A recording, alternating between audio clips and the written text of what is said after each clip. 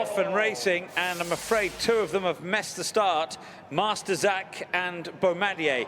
Master Zack has unshipped rider and is running loose on the infield, and Beaumadier lost about 12 lengths from the gates. My Genghis tackled now by Cabeza de Llave in the middle of the track. Cabeza de Llave powering on late. Cabeza de Llave, the winner, tight for second place. This is what happens. He's got his hand on the hood, look, as the horse goes up, and then the horse sort of gets stuck in the gates, and Beaumadier doesn't jump either, but when he comes out without the blindfold, let's look, you can see the starter was waving the flag. What's happened? Oh, yeah. It definitely looks like Beaumadier has triggered the start. So from this angle, you can really see the starter's flag. Oh, there you go. Oh, yeah, they're in trouble. They're in trouble. They're in trouble. And you could see actually as well, the flag operator there was blowing a whistle as well, because I could see he'd got something held to his mouth there. Yeah, so. They're in trouble. Unfortunately, Alex, I mean, I have stuck up for them, but that is a good signal. There's 6 of them there that really, one of them should have spotted it. Mm-hmm. You know, I mean, Beaumadier has pulled up, couldn't stop before the winning post. Mm-hmm. If it had stopped before the winning post, he could have gone back to the start and had a run on his own. First of all, because none of us are absolutely sure, what exactly went wrong? So, I'll tell you exactly what went wrong. Stall 2, the door flapped back into its path as the start was activated.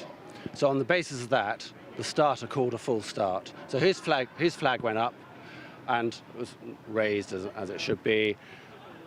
All the horses ran. You could see from stall 4 that got loose and went through the rails and everything.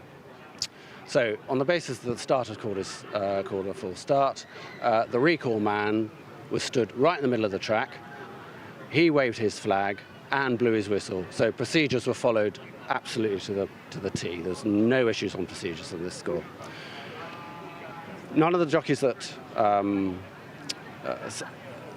tell us in the inquiry that they did not see the recall flag or whistle or hear the whistle, bar Mr. Whiteley, who did on horse number 2, which is the horse that actually activated the full start in the first place. So he had got a shocking start, so he was obviously Gap was at the back. He did see, made every effort to pull his horse up, and you could see from the footage it's absolutely, he had no chance. He was really, really trying hard.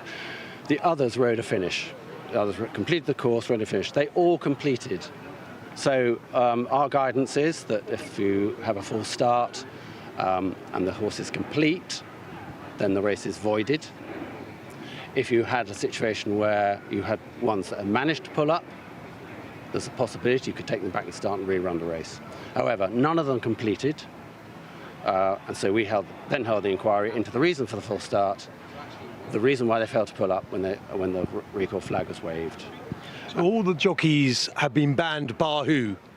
So all the jockeys bar Conor Whiteley, and obviously Ryan Kavanagh, his horse was loose and went off into the infield and went through the rails. First question, the horse... It's a 10-day, it's a 10-day mandatory ban for failure to obey the recall flag. First question, could Conor's horse have not gone back and run the race? The horse that went off into the infield? It crossed the line. Oh, it went into the infield? Yeah, because just take the hood off him, take him back. Ryan Kavanagh's. Yeah, Ryan Kavanagh's horse that went off into the infield. Yeah, with the hood on. Couldn't he have just been wheeled round and he could have just galloped down the track? No, I don't think so. I mean, when you've got a horse loose, it's gone through the rails, you've got a serious welfare issue there. Yeah. The jockeys who say they didn't see the flag, of course, they might not have done. It's our word against theirs against ours. Can they technically appeal that ban if they want to? Yeah. Every jockey is entitled to appeal any suspension that we give them on the race course, and it's up to them. It'll be a separate hearing, and then they can that'll be heard at a later date. And yes, they can definitely appeal. It's entirely up to them. Our footage is very clear, and the recall man is stood right in the middle of the track, waving his flag and blowing his whistle. Hence, we felt that they should have pulled up.